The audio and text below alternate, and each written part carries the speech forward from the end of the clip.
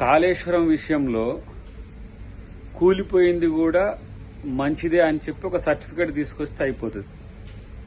BRS party నాయకుల యొక్క ప్రకటనలు చూస్తే నవ్వు వస్తుంది. సిడబ్ల్యూసీ పర్మిషన్ ఉంది, కేంద్ర ప్రభుత్వం అన్ని రకాల అనుమతులు ఇచ్చింది, కూలిపోయేటట్టు కూడా కట్టమన్నదని చెప్పేసి ఒక రిపోర్ట్ ఇవ్వండి.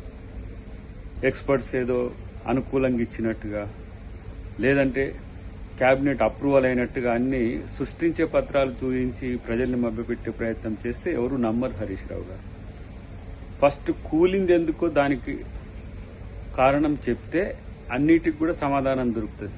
ఇప్పుడు కూలకపోతే దాని మీద చర్చ ఇంత రాకపో. అవినీతి, తర్వాత భూసేకరణలో జరిగిన అంశాలు, లేకపోతే ప్రాజెక్టు వాల్యూమ్ని పెంచడము, ప్రాజెక్టు డిజైన్ను మార్చడం, ఇవన్నీ కూడా చర్చలో ఉన్నాయి. ఎందుకు తొందరపడతారు?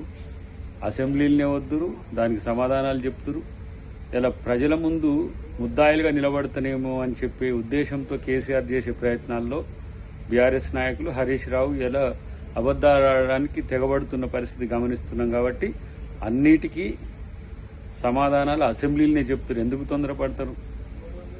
ఈరోజు మైక్ కట్ చేయకుండా ఇస్తే, తప్పులు చేసినోనికి మైక్ కట్ చేయకుండానే ఇస్తాం.